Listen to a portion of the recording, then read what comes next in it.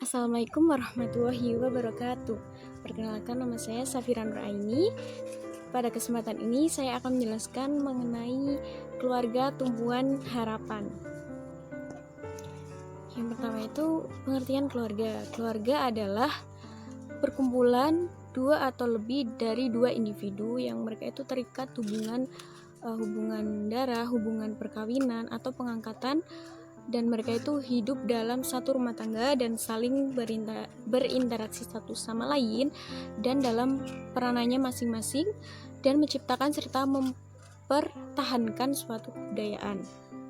Kemudian hakikatnya apa sih keluarga itu? Ini menurut M. Quraish Shihab, hakikat keluarga adalah jiwa masyarakat dan tulang punggungnya, kesejahteraan lahir dan batin yang dinikmati suatu bangsa, atau sebaliknya, kebodohan dan keterbelakangannya adalah cerminan dari keadaan keluarga-keluarga yang hidup pada masyarakat bangsa tersebut. Kemudian harapan itu apa sih? Harapan itu sesuatu yang terkandung dalam hati setiap orang yang datangnya merupakan karunia dari Tuhan, dan sifatnya itu sukar dilukiskan atau abstrak.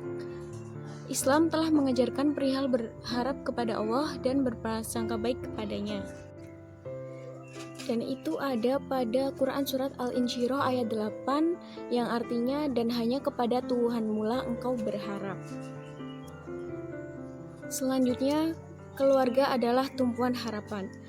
Keluarga menjadi tumpuan semua anggota keluarga dalam memperoleh pemenuhan hidup manusia seperti sandang, pangan, papan, kesehatan, pendidikan, kasih sayang, dan agama.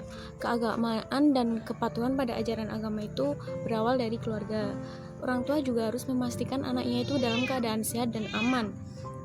Kemudian orang tua juga memberikan sarana dan prasarana untuk anaknya mengembangkan kemampuan sebagai bekal di kehidupan sosial, serta sebagai media dalam menanamkan nilai agama, sosial, dan budaya sedini mungkin.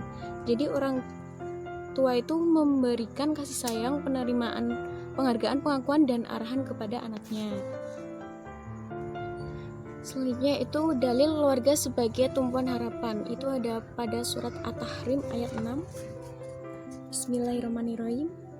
Ya ayyuhalladzina amanu qu anfusakum wa ahlikum naran wa quduhan nasu wal hijaratu 'alaiha malaikatun ghiladun syidadul la ya'sunallaha ma amarahum wa yaf'aluna ma yu'marun.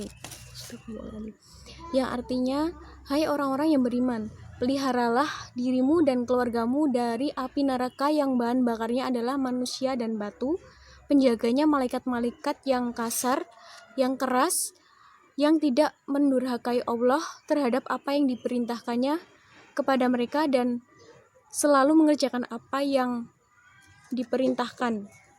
Nah, ayat ini itu membahas tentang Allah memerintahkan orang-orang yang beriman agar menjaga dirinya dari api neraka yang bahan bakarnya terdiri dari manusia dan batu.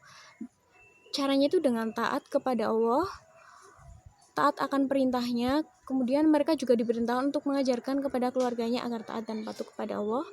Dan juga keluarga merupakan amanat yang harus dipelihara kesejahteraannya, baik jasmani maupun rohani. Selanjutnya, keluarga sebagai pendidikan pertama dan utama. Keluarga itu merupakan tempat anak didik pertama-tama menerima pendidikan dan bimbingan dari orang tuanya atau anggota keluarga yang lain. Dalam arti keluarga itu merupakan lingkungan paling bertanggung jawab pendidik anak-anaknya. Tugas utama keluarga bagi pendidikan anak yaitu sebagai peletak dasar bagi pendidikan akhlak dan pandangan hidup keagamaan.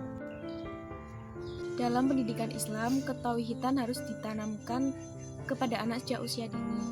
Pendidikan atau penanaman ketauhidan pada anak dilaksanakan secara bertahap, yakni mulai dengan mengajarkan kalimat tauhid pada saat mereka mulai bisa berbicara. Kemudian pada tahap selanjutnya memperkenalkan Allah dengan makhluk ciptaannya, serta memperkenalkan Allah lewat doa-doa. Bisa juga menghubungkan pemandangan alam semesta dengan akidah yang memperkuat keimanan hati seorang anak. Kemudian dalam pendidikan terdapat metode pembelajaran. Di antara metode ini bisa diterapkan oleh orang tua ketika di rumah, yakni metode keteladanan, pendidikan latihan dan kebiasaan, pendidikan dengan nasihat, pendidikan dengan hukuman atau sanksi, antara dengan pendidikan dengan cerita dan bermain. Mungkin itu saja yang bisa saya sampaikan. Kurang lebihnya mohon maaf apabila ada kesalahan, mohon dikoreksi. Wabillahi taufiq wal hidayah. Wassalamualaikum warahmatullahi wabarakatuh.